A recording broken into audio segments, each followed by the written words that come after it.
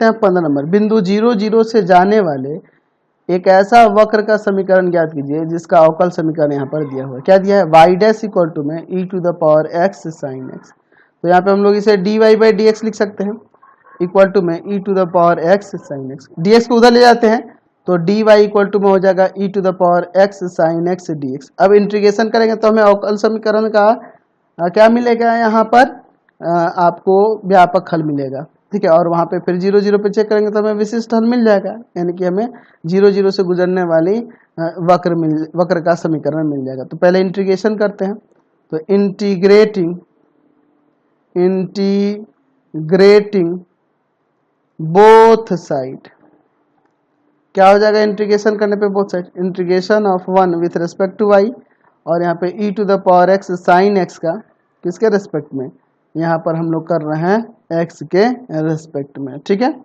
चलिए, तो इसका तो हो जाएगा यहाँ पर y, और इधर है e to the power x sine x dx। तो यहाँ पे हम लोग कैसे करेंगे इंटीग्रेशन? तो हम लोग u इंटू वी वाले इंटीग्रेशन पे करेंगे इसे, तो आइलेट वाले मेथड पे। तो मैं इसे अलग से ले लेता हूँ, हम लोग इसका अलग से पहले इंटीग्रेशन लेते हैं। लेट i इक्वल टू हम लोग ले लेते हैं e to the power x sine x dx। तो हम लोग जानते हैं आइलेट वाला मेथड, तो एक्सपोनेंट लास्ट में आ रहा है तो ये भी होगा आपका, और यहाँ पर साइन x देखो आपका ट्रिगोनोमेट्री पहले आ रहा है तो ये u होगा, ये भी होगा। तो चलिए यहाँ पे इंटीग्रेशन करते हैं, तो sine x integration of e to the power x with respect to x minus, फिर इंटीग्रेशन देके डिफ्रेंसिएशन निकालेंगे हम लोग किसका? साइन x का x के रेस्पेक्ट में, और फिर इंटीग्रेशन हो जाएगा e to the power x का x के रेस्पेक्ट में, फिर यहाँ पर dx।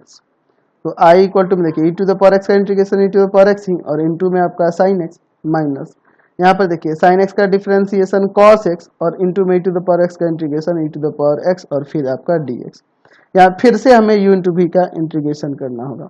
ये आपका e to the power x sine x आ गया, माइनस यहाँ पे करेंगे इसका इंटीग्रेशन। तो चलो मैं ब्रैकेट के अंदर ले लेता हूँ यहाँ, ठीक है, बड़ा सा ब्रैकेट ले लेता हूँ क्योंकि माइनस है ना जी। तो क्या हो जाएगा?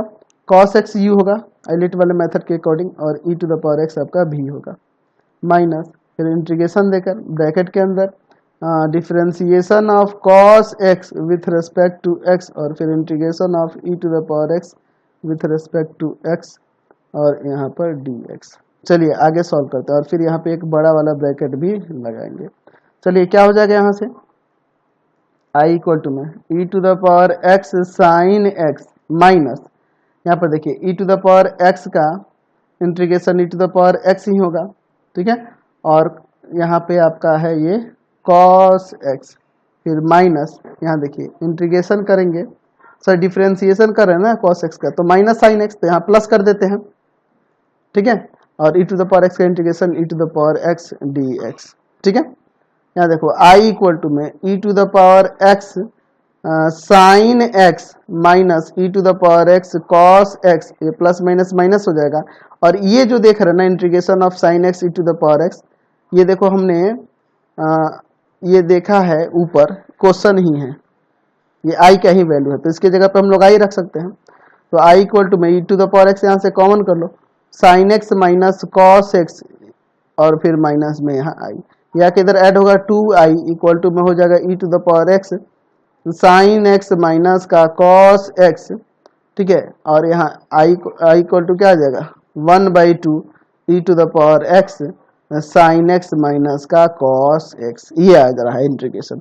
तो हम लोग ऊपर देख रहे हैं y इक्वल टू क्या था? Integration of e to the power x sine x dx, यही ना था जी। चलिए, तो ये y इक्वल टू में क्या था?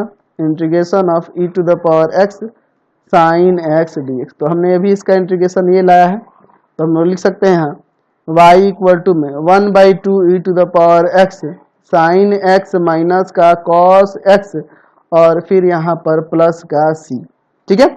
चलिए हम किस पे पूछ रहा था? 0 0 पे ना पूछ रहा था, 0 0 पे यहाँ पर पूछ रहा था, तो हम लोग x भी 0 और y भी 0 रखेंगे, ठीक है। तो चलिए अब इसमें रखते हैं 0 0 पर, 0 0 से होकर वक्र गुजरता है, वक्र गुजरता है, ठीक है।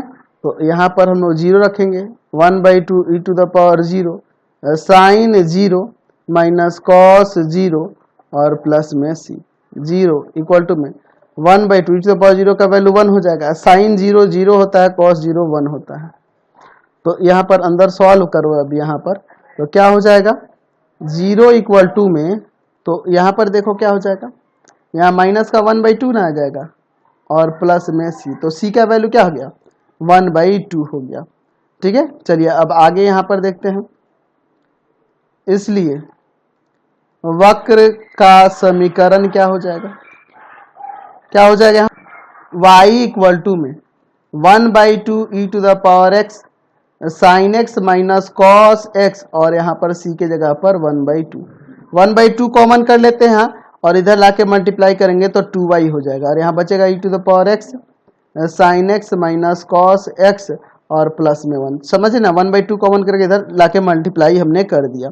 इस प्लस 1 को इधर लाएंगे तो हो जाएगा 2y माइनस 1 इक्वल टू में e to the power x sine x minus cos x। यही आपका वक्र का समीकरण हो जाएगा जो 0 0 से गुजरेगा। तो फिलहाल इस वीडियो में यहीं तक रहने देते हैं हम लोग। नेक्स्ट वीडियो में आगे क्वेश्चन देखेंगे। आपको हमारे 3 चैनलों को सब्सक्राइब करना होगा। पहला है pathfinder classes Chhapra, pathfinder classes Chhapra. दूसरा है आपका भारती भवन रविकांत सर, भारती भवन रविकांत सर, रविकांत सर। और तीसरा चैनल है रविकांत सर के नाम से। तीनों चैनल को सब्सक्राइब कर लेंगे और इससे रिलेटेड वीडियो के लिए सीधे डिस्क्रिप्शन में जाएंगे। इससे रिलेटेड नोट्स के लिए गूगल पे जाकर सर्च करेंगे www.ravikantsir.in और यहाँ जाकर आप सभी क्लासेस के नोट्स और उनके पीडीएफ को डाउनलोड कर सकते हैं, पढ़ सकते हैं। इंस्टाग्राम और फेसबुक पे जाके पाथफाइंडर क्लासेस छपरा को लाइक एंड फॉलो करना नहीं भूलेंगे।